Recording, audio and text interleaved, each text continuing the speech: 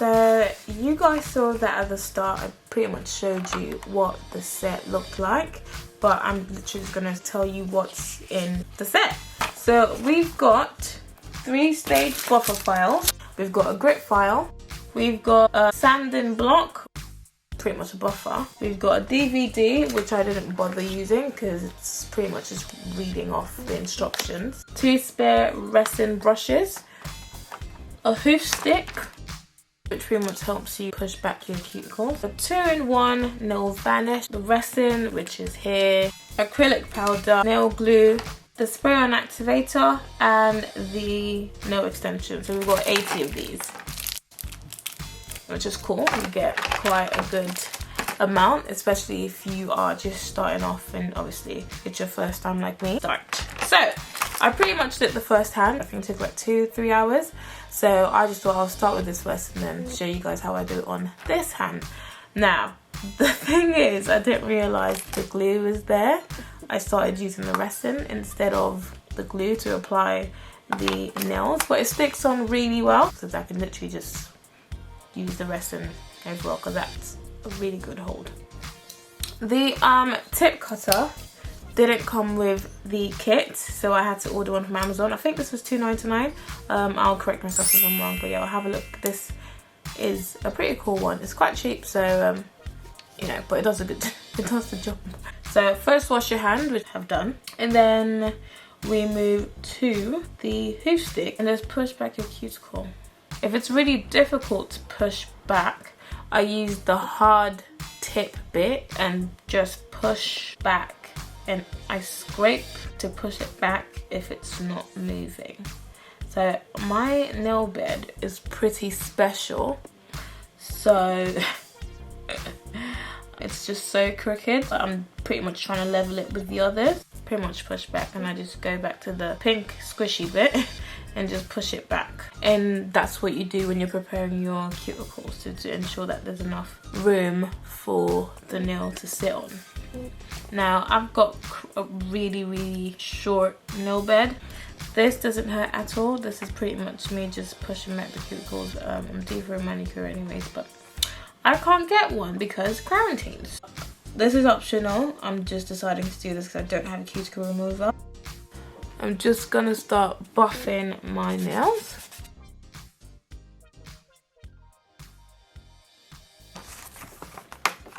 And now you want to start putting on your tips.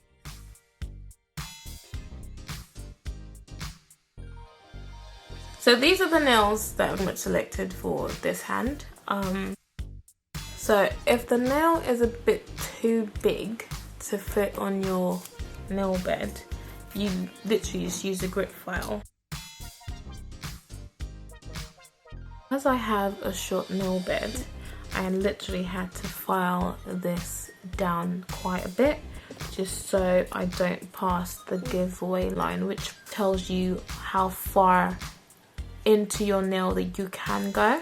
I wasn't bothered to file these ones down because I was going to paint it anyways, so I'm just doing this down, well, doing this for the purpose of showing you guys the options you have in case you've got, you know, something like me and you don't want to paint your nails. You pretty much just want it to look like a tip, which is possible. So you can do it this way where it just looks like tips, or you do it my way, which is pretty much covered.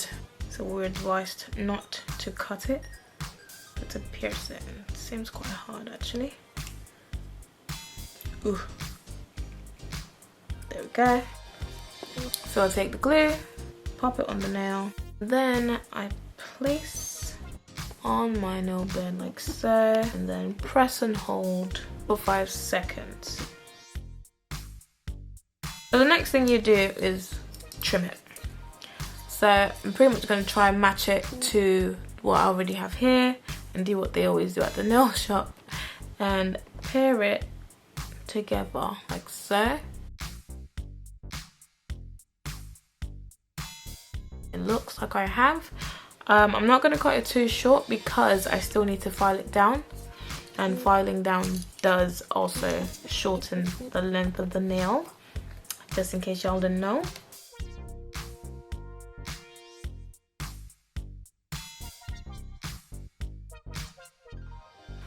the edges or the seam of the nail, the extension that you applied onto your nail.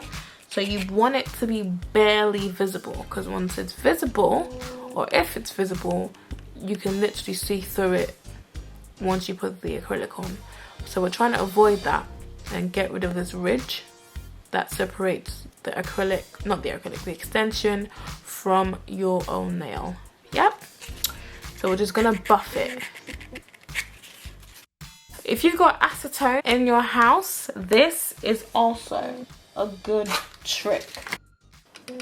Some acetone onto my Q-tip, and this melts the extension. Extensions to be popped into the acrylic powder. And this is pretty much meant to go over the bit without the nail, the extension tip, and then put some on the entire nail. Once that's coated, you just want to dip, hold for a couple of seconds, get it out, pat, braid the nail.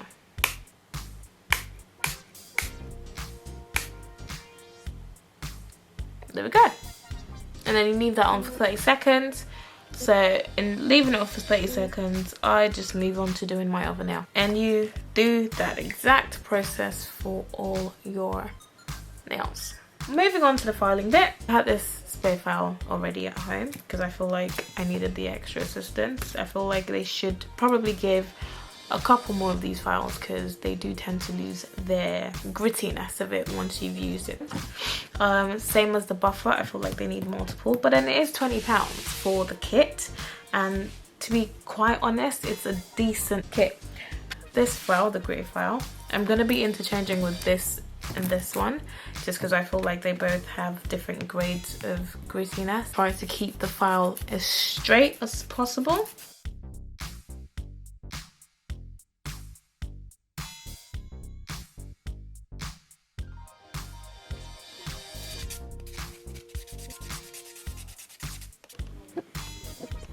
I'm gonna try to just box it out a little bit more, and I'm gonna do up and down.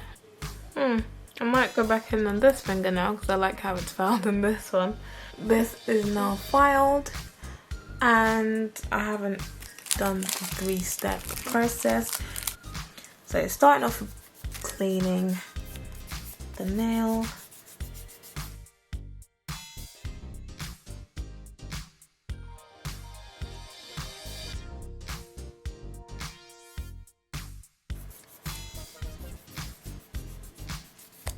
And that's that. Hands are washed nice and clean.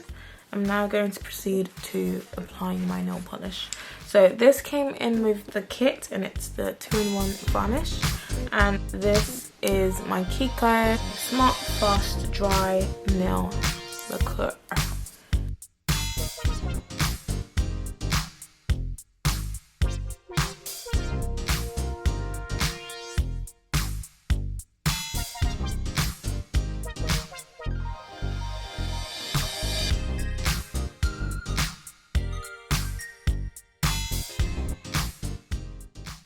Oh, yes.